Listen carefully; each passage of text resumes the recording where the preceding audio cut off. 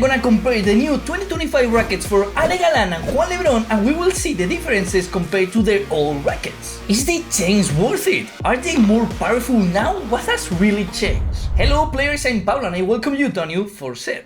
Babolat and Adidas have introduced the 2025 rackets for their flagship players, Juan Lebron and Galan. Actually, Ale and Juan played together for 4 seasons and have always been known for playing with power rackets due to their playing styles. But are the new rackets better and more powerful? Well, let's start by understanding what changes in Lebron's new racket, the Babolat Viper Juan Lebron. And actually we could really say that everything changes because it's a completely different racket from 2024. The new Lebron racket has a new mold, but one that should sound familiar because he used it from 2018 to 2021. It was always a racket focused on achieving maximum power, and over those years they added small improvements with changes in the drilling. But since Juan's elbow injury in 2023, he started using this mold again and convinced Babolat to bring it back on sale, and here we have it. Actually, this mold is the best-selling racket in Babolat's history, but it has some changes.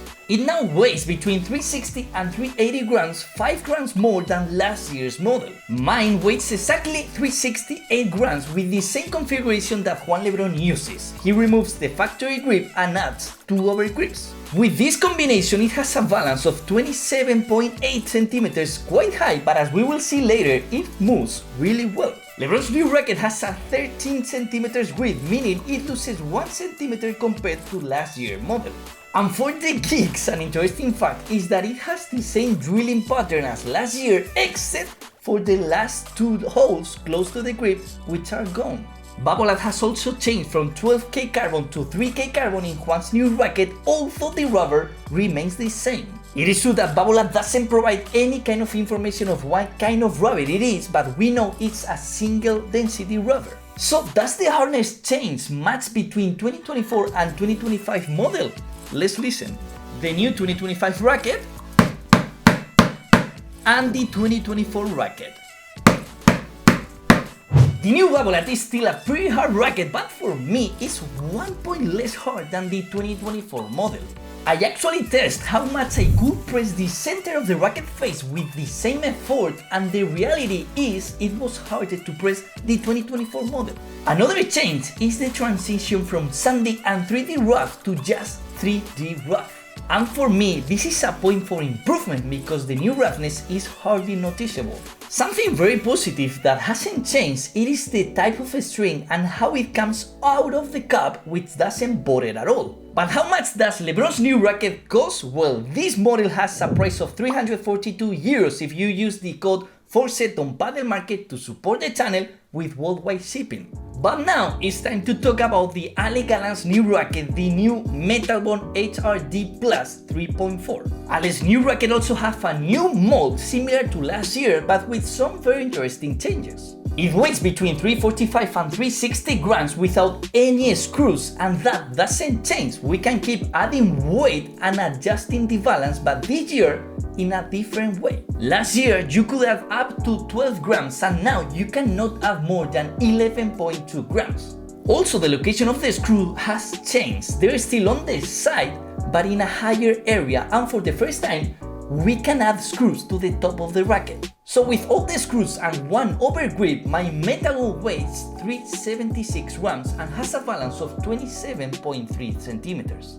Something that has not changed is that Adidas continues to use their stiffest materials, aluminized 16K carbon and high memory hard rubber. However, there must be an error in my unit because Adidas always uses a red cap for hard rubber and mine has a black cap indicating medium rubber. Actually, in the website it shows a red cap, but what could have happened here? Do I have an HRD with soft rubber or is just the cap wrong? I have here the soft version of the Metalbone from last year with the black cap, so do you think the hardness will differ much? Well, let's listen first. Soft version of 2024. The new 2025 Metalbone HRD Plus 3.4. Honestly, the sound difference is very small and the hard rubber from Adidas was never really that hard. So listen to the difference between the HRD and the Lebron's new one. Adidas Babolat. Here you can notice differences, right? Well, I did the same experiment of pressing the face of the racket with both metal bones, and it is true that I could press the soft metal bone a bit more. If you expect the HRD to be a hard racket, it won't be, but has its pros and cons that we will see later. Another thing that doesn't change in the new Metalbone is its 3D roughness, which, like in LeBron's racket, has room for improvement. And something that people don't like so far is the string, but it is Ale Galan who loves this old school style string, so it is what it is. What I'm not convinced about is that it comes out from one side of the cap, so it forces you to grip it in a specific way. But obviously the most important change in the new Metalbone is the grip. With the new mold, the head of the new Metalbone is smaller, allowing for a 1 cm longer grip, now reaching 13 cm, the same as LeBron's Babolat. A longer grip will make the racket have a higher balance, 27.3 cm for this particular unit, and will give an extra boost in power due to the increased lever effect. But Pablo, how much does Ale Galan's new Metalbone HRD cost? Well, it's 351 euros if you use the code 4Set on Padel Market to support the channel with worldwide shipping. Another experiment that I did was about the ball's output, and here are the results. The Metalbones are the rackets where the ball bounces the most, but the difference between them is very small. But now comes the time to compare both rackets on the court, so let's start with the defense. In theory, defense is where we should struggle the most with this type of rackets, but there are differences between them. I tested the Metalbone with the side screws in place, but I noticed it moves worse than the Babolat. Despite Juan's racket having a higher balance, it's easier to move than the Adidas, which is key in defense. However, to defend well with the Babolat, we need to execute the shot almost perfectly because the ball output is very low. You will feel like the ball doesn't move easily unless you add speed to it yourself. So in this aspect, the Metalbone is easier to use and helps get the ball over to the other side, even though it's the hard version. Babolat is far superior in the control because it's extremely high, but as I mentioned before, it requires a lot of technique. Another thing we notice is that the sweet spot on the Adidas is wider than the Babolat, which also helps make defending more comfortable. But if we compare the current Metalbone with last year's, the longer grip makes the new Metalbone feel much more head heavy and might make defending harder. Well, time to analyze performance in volleys, and here there are some surprises. Because I feel again that with the Metalbone you get more speed with less effort compared to the Babolat, but we return to having less control. When switching from hitting with the Metalbone to the Viper, the first balls went straight to the glass, although once adapted the feeling was much better. All this is due to the ball output of the Metalbone compared to the Viper, which practically has none. So if you want to crush a volley with the Viper, you will achieve it and be very aggressive, but you will need to do the shot very well. So I feel the Babolat is more agile in volleys than the Metalbone due to the weight and because the grip is thinner with LeBron's configuration. But it is true that with both rackets I miss a better roughness, hoping it gets improved in future years because the roughness is not noticeable or needed. For volleys I would choose the Babolat for its creative firmness and control, but be careful because if you don't do a perfect shot, the speed will be affected. In bandejas and víboras, the situation is quite similar. I get better results with the Babolat when I hit perfectly, and something that is very important to me in a bandeja is that it allows me to prepare the shot very quickly. So if I have to define it, I feel I will make fewer mistakes with the Metalbone, but you will be able to be more offensive with the Babolat.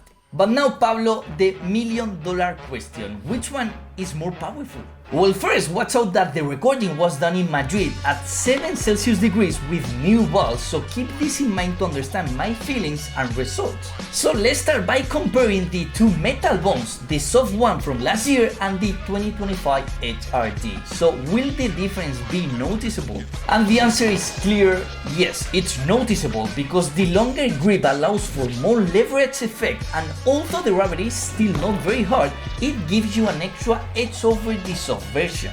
I don't feel it's the most powerful racket in the world, but in cold conditions like in Madrid now, a racket like the Metalbone HRD is more effective than many others, though in summer it might be the opposite. And what about the Babolat, Pablo?